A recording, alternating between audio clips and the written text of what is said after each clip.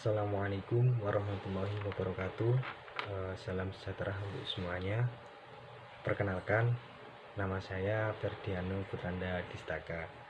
Saya dari Administrasi Bisnis 2020.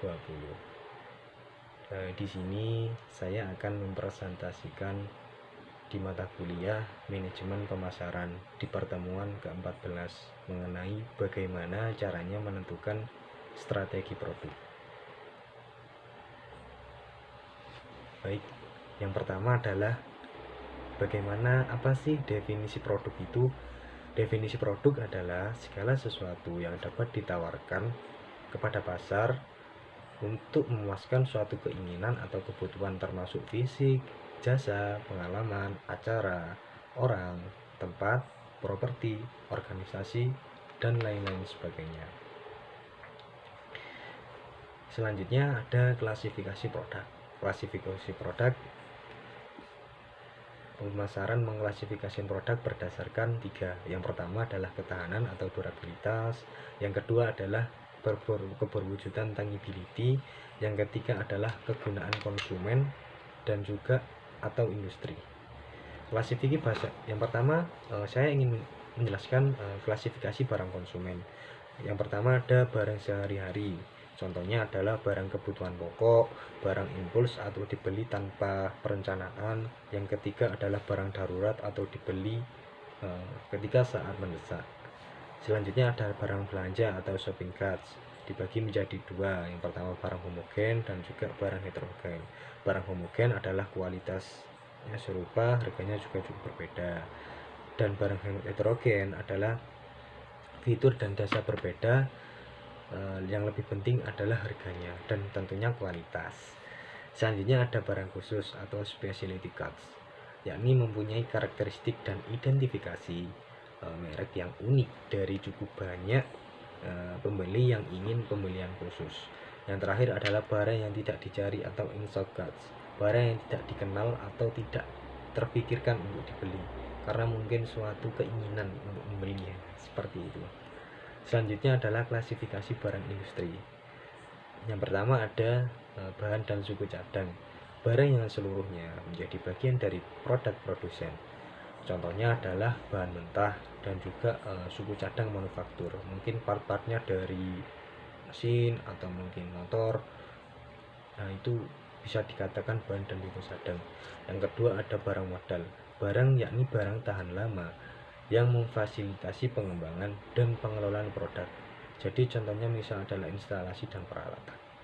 Yang ketiga ada layanan bisnis dan pasokan, barang dan jasa jangka pendek yang memfasilitasi pengembangan dan pengelolaan produk. Contohnya adalah barang pemeliharaan dan perbaikan.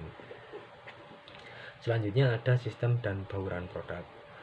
Sistem produk adalah kelompok barang yang berbeda tetapi berhubungan dan berfungsi dengan cara yang berkompatibel. Contohnya ada lini produk smartphone, e-book, dan kamera. Yang kedua ada bauran produk, kumpulan semua produk ini dan barang yang ditawarkan untuk dijual oleh penjual tertentu yang terdiri dari lebar, panjang, kedalaman, dan juga konsistensi.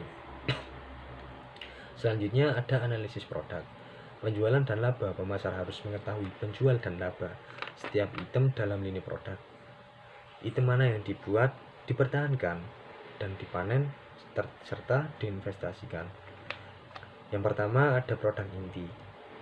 Contohnya volume produk inti, yakni volumenya penjualan tinggi, dipromosikan besar-besaran, dan marginnya rendah. Contohnya masker, jeruk, dan juga jahe. Nah, itu kan membutuhkan margin rendah karena penjualannya juga tinggi. Selanjutnya yang kedua adalah produk pasar, volumenya penjualan rendah, tanpa promosi, marginnya juga tinggi. Contohnya adalah sepatu dan tas sekolah. Tentu dong, karena dengan era pandemi ini jarang juga orang bersepatu dan keluar rumah. Penjualannya juga rendah dan juga marginnya tinggi tentunya karena harus nyetok. Selanjutnya ada produk khusus, volumenya penjualan tinggi, tanpa promosi, dan margin tinggi. Contohnya antigen dan rapid test. Yang terakhir ada barang sehari-hari, yakni volume tinggi, kurang promosi, marginnya juga tinggi. Contohnya mungkin sembako, beras, minyak, dan juga lain sebagainya. Selanjutnya, bagaimana sih caranya memperpanjang lini produk?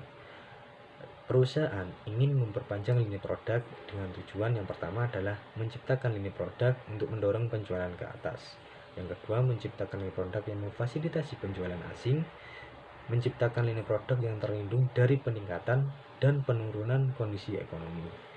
Cara memperpanjang lini produk, yang pertama memperpanjang lini, yakni ketika perusahaan memperpanjang lini produknya di luar kisarannya saat ini. Kedua, pengisian lini, yakni menambahkan lebih banyak barang dalam kisaran saat ini. Perpanjangan lini atau line stretching, perpanjangan ke pasar bawah, contohnya adalah Gap, menciptakan merek Old Navy untuk produk dengan harga yang lebih murah. Yang kedua, perpanjangan ke atas pasar, contohnya adalah Toyota menciptakan merek khusus untuk produk lebih kelas atas, kelas mewah. Yang terakhir, ada memperpanjang kedua arah. Contohnya perusahaan anggur Robert Mondaul Miner menjual 3 macam anggur, yang tentunya dengan harga dan juga merek yang berbeda-beda sesuai dengan permintaan. Selanjutnya ada pengisian atau line filing. Motif pengisian line filing adalah menghasilkan laba tambahan, memuaskan keluhan atas banyaknya produk bilang, berusaha menggunakan kapasitas, berusaha menjadi perusahaan lini penuh terkemuka, berusaha menambal lubang untuk menjadikan pesaing. SEO branding. Pemasar sering menggabungkan produk mereka dengan produk dari perusahaan lain dengan berbagai cara. SEO branding, 2 atau lebih merek terkenal digabung menjadi satu produk bersama atau dipasarkan bersama dalam beberapa cara. Kelebihan utama SEO branding adalah produk dapat diposisikan secara meyakinkan, membuka peluang tambahan, mampu mengurangi biaya, saran berharga untuk mempelajari konsumen, dan bagaimana perusahaan mendekati mereka. Selanjutnya, definisi mengenai pengemasan, pelabelan, jaminan, dan juga garansi. Pengemasan adalah semua kegiatan merancang dan memproduksi wadah untuk sebuah produk.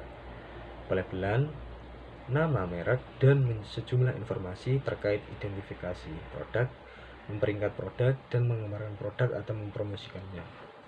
Kemudian ada jaminan, yakni pernyataan resmi kinerja produk yang diharapkan oleh produsen.